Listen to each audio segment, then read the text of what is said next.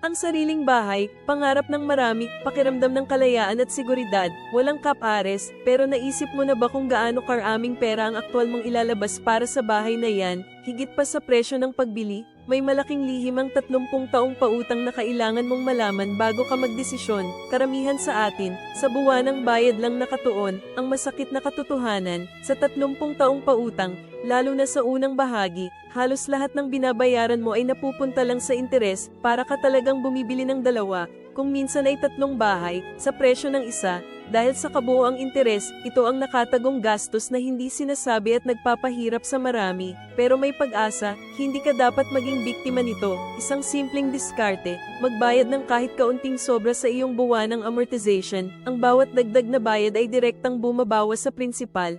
Kaya mas mabilis mong mapapasayo ang bahay mo. Sa ganitong paraan, makakatipid ka ng milyon-milyon sa interes at mas maaga kang magiging ganap na may-ari. Ito ang sikreto sa tunay na kalayaan sa pananalapi para sa iyong pangarap na tahanan.